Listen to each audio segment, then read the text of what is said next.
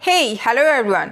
तो आज के इस वीडियो में हम सीडीपी के इम्पॉर्टेंट डिसऑर्डर्स और उनसे रिलेटेड एक्ट्स के बारे में पढ़ेंगे और उनके कोर कॉन्सेप्ट को समझेंगे। तो जो भी बच्चे शिक्षक भर्ती की तैयारी कर रहे हैं उनके लिए ये वीडियो बहुत ही इम्पॉर्टेंट रहने वाला है। तो आइए स्टार्ट करते हैं हमारा आज का ये वीडियो। तो सबसे पहला डिसऑर्डर है हमारा डिसलेक्सिया। तो डिसलेक्सिया एक पठन विकार है।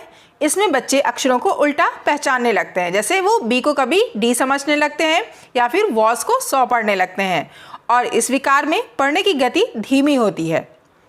हमारा दूसरा डिसऑर्डर है डिस्ग्राफिया। तो जैसे कि इसके नाम से ही हम समझ सकते हैं, ग्राफिया अर्थात ये लिखने से संबंधित कठिनाई है। इसमें लेखन संबंधी विकार बच्चों में उत्पन्न हो जाता है और या फिर उनकी जो हैंड राइटिंग है वो खराब होती है और अक्षरों और शब्दों के बीच में सही दूरी वो नहीं रख पाते हैं। हमारा नेक्स्ट डिसऑर्डर है डिसकैल्कुलिया। तो इसमें आया है जैसे शब्द कैलकुलिया, तो आप ये समझ सकते हैं कि ये मैथ से रिलेटेड कोई डिसऑर्डर है। तो इसमें बच्चों में गणित संबंधी अक्षमता पाई जाती है। वो गणितीय चिन्हों जैसे प्लस, माइनस, इनटू, मल्टीप्लाई, समय, दूरी और संख्याओं की गणना को आसानी से समझ नहीं पाते हैं। नेक्स्ट डिसऑर्डर है गत्यात्मक वैकल्प, जिसे हम डिस्प्रैक्सिया भी कहते हैं। इसमें बच्चों में जो मोटर स्किल्स हैं उनका लॉस देखने को मिलता है, जैसे कि वे जूते के फीते अच्छे से नहीं बांध पाते हैं या अपने बटन नहीं बंद कर पाते हैं या पेंसिल को सही से नहीं पकड़ पाते हैं। हमारा नेक्स्ट विकार है डिस्फेजिया, या जिसे हम अफेजिया भी कहते हैं, जो कि एक भाषा विकार है।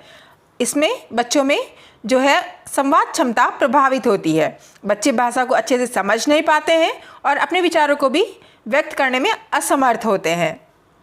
हमारा नेक्स्ट डिसऑर्डर है attention deficit hyper activity disorder, जिसे हम शॉर्ट फॉर्म में ADHD कहते हैं। और इसमें बच्चों का जो ध्यान है वो एक जगह नहीं टिकता है या फिर वे अति सक्रिय होते हैं, बिना सोचे समझे कार्य भी करते हैं और उन्हें भूलने की आदत भी होती है।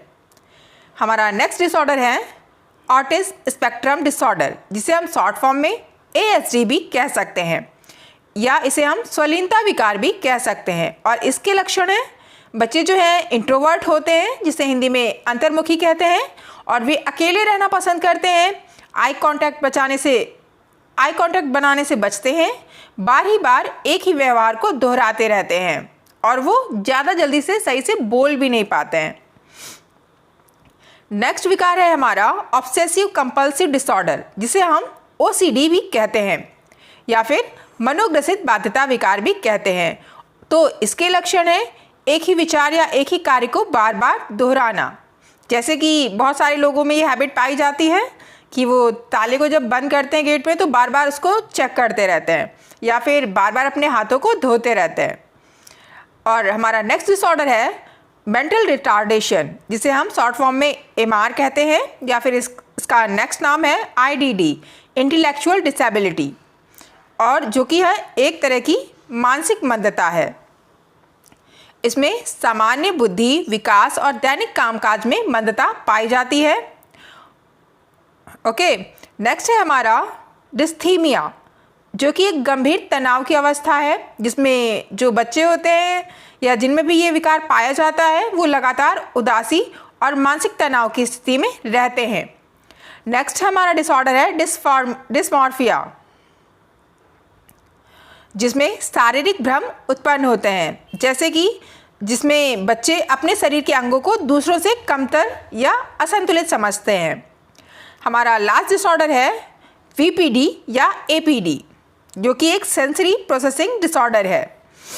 तो इसमें क्या होता है, इसमें प्रसंस्करण विकार होते हैं, जैसे आँख कान सही होने पर भी मस्तिष्क द्वारा देखे गए डेटा का सही अर्थ ना निकाल पाना। तो इसके बाद हम पढ़ेंगे मेंटल रिटार्डेशन के अंतर्गत कैसे IQ लेवल का क्लासिफिकेशन किया गया है। तो फर्स्ट है हमारा माइल्ड MR, जिसमें जो IQ लेवल है बच्चों का वो 50-55 से लेकर 70 तक होता है और इसके जो बच्चे हैं वो शिक्षण योग्य होते हैं। सेकंड है हमारा मॉडरेट MR, जिसमें जो बच्चों का IQ है वो 35 से 40 से लेकर 50-55 तक होता है और इससे पीड़ित बच्चे प्रशिक्षण योग्य होते हैं। थर्ड नंबर का है हमारा सेवियर MR, जिसमें बच्चों का IQ 20-25 से लेकर 35-40 तक होता है और इस श्रेणी के बच्चे जो हैं वो डिपेंडेबल होते हैं, अर्थात उन्हें किसी सहारे की आवश्यकता होती है। 4th नंबर का है हमारा प्रोफाउंड MR, जो इसमें बच्चों का IQ लेवल है वो 20 या 25 से नीचे ही रहता है और इससे पीड़ित जो बच्चे हैं वो कभी भी सही नहीं हो सकते हैं, अर्थात उन्हें लाइफ लॉन्ग केयर की आवश्यकता होती है। इसके बाद हम इम्पॉर्टेंट डिसेबिलिटीज़ एक्ट्स और उनकी पॉलिसीज़ के बारे में पढ़ेंगे। तो फर्स्ट है हमारा भारतीय पागल अधिनियम, जो कि 1912 में आया था। दूसरा है हमारा मानसिक स्वास्थ्य अधिनियम, जो कि 1987 में आया था। तीसरा है हमारा भारतीय पुनर्वास परिषद अधिनियम, जो कि 1992 में आया था और ये बनाया गया था विशेष शिक्षकों और पुनर्वास पेशेवरों के मानकों को तय करने के लिए। 4th नंबर का है हमारा PWD अधिनियम, जो कि 1995 में आया था और इसके अंतर्गत 7 प्रकार की विकलांगताएं बताई गई हैं और उससे पीड़ित व्यक्तियों को सरकारी नौकरियों में 3% के आरक्षण का भी विधान किया गया था। 5th है हमारा भारतीय न्यास अधिनियम, जो कि 1999 में आया था और ये किन व्यक्तियों के लिए आया था? तो ये ऑटिज्म, सेरेब्रल पॉल्सी, मानसिक मंदता एवं बहुविकलांगता वाले व्यक्तियों के लिए आया था। नेक्स्ट है हमारा RTE act, right to education act, जो कि 2009 में आया था और अप्लाई कब हुआ था? ये लागू हुआ था ये 2010 से। इसमें सामान्य बच्चों हेतु जो कि 6 से 14 वर्ष के हों और CWSN दिव्यांग बच्चों के लिए 6 से 18 वर्ष तक शिक्षा को अनिवार्य बताया गया है। नेक्स्ट है हमारा दिव्यांगजन अधिकार अधिनियम, जो कि 2016 में आया था और इसके अंतर्गत विकलांगता के 7 प्रकार से बढ़ाकर 21 प्रकार किए गए हैं और इससे पीड़ित व्यक्तियों को नौकरी में 3% से 4% के आरक्षण का विधान कर दिया गया था। नेक्स्ट है हमारा मानसिक स्वास्थ्य देखरेख अधिनियम, जो कि आया था 2017 में। नेक्स्ट है हमारा IDEA एक्ट, जो कि 1990 में आया था। अमेरिकी का संघीय कानून जो दिव्यांग बच्चों को मुफ्त और उपयुक्त शिक्षा प्रदान करता है। इसके बाद है हमारा UNCRPD एक्ट, जो कि 2006 में आया था, जिसे हम संयुक्त राष्ट्र दिव्यांगजन अधिकार अधिनियम के नाम से जानते हैं। और इसके बाद हम पढ़ेंगे मुख्य अवधारणाएं और उनकी शिक्षण रणनीतियों के बारे में। तो इसमें सबसे पहले हम क्षति, अक्षमता और अपंगता के अंतर को समझेंगे। तो क्षति क्या है? क्षति में शारीरिक या जैविक स्तर पर किसी अंग की हानि होती है। और अक्षमता क्या है? तो अक्षमता क्षति के कारण कार्य करने की क्षमता का सीमित होना ही अक्षमता है। और अपंगता क्या है? सामाजिक और पर्यावरणीय बाधाओं के कारण उत्पन्न कठिनाई को हम अपंगता कहते हैं। और इसके बाद हम एकीकृत शिक्षा और समावेशी शिक्षा के अंतर को समझेंगे। तो एकीकृत शिक्षा क्या है? इसमें जो है बच्चा व्यवस्था के अनुसार खुद को ढालता है, लेकिन समावेशी शिक्षा क्या है? इसमें बच्चे की आवश्यकता के अनुसार व्यवस्था और शिक्षण विधि बदलती है। ओके, नेक्स्ट है हम इसमें पढ़ेंगे कि जो हमारे डिसऑर्डर से पीड़ित बच्चे हैं उनकी टीचिंग को कैसे किया जाए। तो जो डिस्लेक्सिया से पीड़ित बच्चे होते हैं उनके लिए ऑडियो बुक्स और बड़े प्रिंट वाली पाठ्य सामग्री का उपयोग किया जाना चाहिए, जबकि जो बच्चे डिस्ग्राफिया से पीड़ित हैं उनके लिए मौखिक अभिव्यक्ति को प्रोत्साहन दिया जाए और टाइपिंग या कीबोर्ड की सुविधा प्रदान की जानी चाहिए। और जो बच्चे ADHD से पीड़ित होते हैं उनके कार्यों को छोटे छोटे टुकड़ों में बांट देना चाहिए और बीच बीच में छोटे छोटे ब्रेक्स देने चाहिए। और जो बच्चे ऑटिज्म से पीड़ित होते हैं उनको स्थिर दिनचर्या और दृश्य संकेत देने चाहिए। इसके बाद हम पढ़ेंगे RPWD के एक्ट के अंतर्गत जो 21 डिसेबिलिटीज़ रखी गई हैं वो क्या हैं। तो ये 21 डिसेबिलिटीज़ हैं।